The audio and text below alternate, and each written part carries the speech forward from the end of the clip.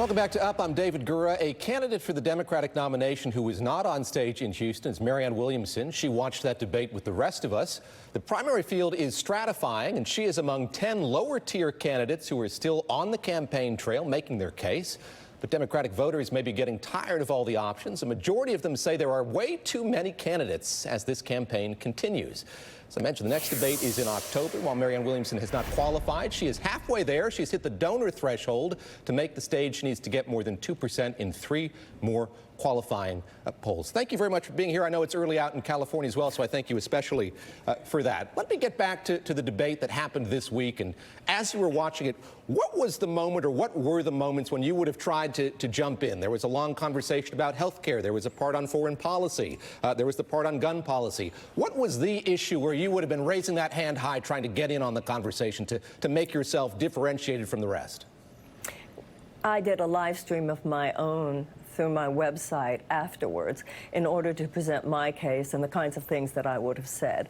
But you know, the problem I have, and this is not a fault of the candidates at all, but the entire situation is the very fact that we're talking about what's happening in America at this critical time in a way where one person has a little time to talk and then another person tries to get in there. I have a problem with the entirety of the nature of the debate system. So I was sort of glad in a way to have an opportunity to give a bigger explanation of my feelings about a more just economy, which was not really on the stage. I have a deeper conversation about war and peace, which was not on the stage. A deeper conversation about children, particularly traumatized children, and child poverty, which was not on the stage, and a deeper conversation about race, which was not on the stage. So there is a whole conversation about what matters in America that many of us are having, or at least I know that I'm having, that was not necessarily encapsulated in that debate at all. Given what you were saying, how much does this next debate matter? We learned it's going to be in Ohio exactly a month from today.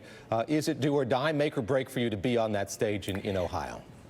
You know, there was an article written by one of the big Democratic operatives in Iowa, and he said, we don't need the DNC to come in here and tell us who we need to consider as a qualified candidate. You know, this is all artificial, really. I mean, I think that the role of the Democratic as well as Republican political establishments is to facilitate the process of democracy, not dictate the process of democracy. What matters is the voters. And particularly because I'm a non-establishment candidate, I think voters need more time to think this through. I have not heard a voter. I know you said that the polls say voters want to narrow it, but that's not my experience. People are not children. These voters are not children.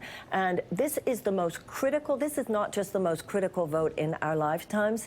This is one of the most critical votes in the history of the United States. Look what you were talking about in this segment before. I mean, these are very, very serious issues. And Democrats have to think not only in terms of where America should go, but we have to think about who would be best to defeat Donald Trump, which is where I feel I have a lot to say. So I think just this is not time to shut this thing down. This is time to give the voters an opportunity to think as deeply and reflectively and make as wise choices as possible. What is your path forward as you see it now? You mentioned live streaming, going around the party apparatus to talk to voters. What does the path forward look like to you? I imagine there are skeptics you've talked to who have said, look, you're saying things that are innovative or outside the norm, but the system is what the system is, and there are a matter of months before these primaries begin. Maybe there isn't a way for you to get through that.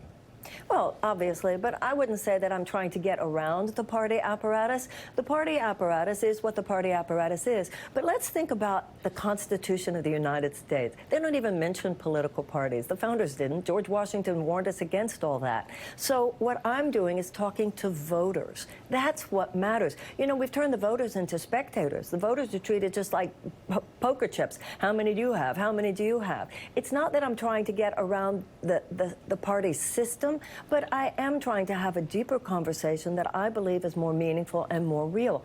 And I trust the voters. I will get out, if I get out, when I feel that I have made my case to the voters so that they really have an option of the agenda that I'm talking about, both for the country and both for an effort to defeat the president. So I'm in because my heart says something's going on here.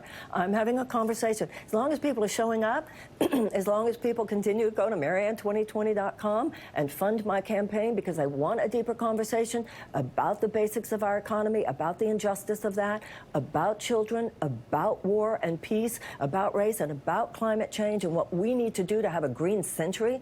As long as people are saying, yeah, girl, you go, I'm going. It doesn't matter if the DNC goes. If people are saying, you go, I'm going. I want to ask you lastly just about why you elected to do this, to find this as the way to influence the conversation, the political conversation, the social conversation in this country. I think back on a conversation I had with somebody else who was sitting out during the debate this last week, Steve Bullock, the governor of Montana, who has been critical of the Democratic Party as well. And I wonder if you know, if you're not elected president, if you're not the nominee, if that's a positive outcome for you, that you've drawn attention to that, where do you see the Democratic Party after this election, in light of the critiques that you've brought to bear and that Governor Bullock and others have brought to bear as well?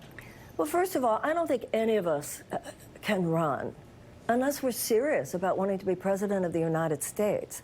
I don't think you take on something this difficult just to elevate the conversation. You're trying to elevate the country. You're not trying to just influence the conversation. Who of us really needs to do that?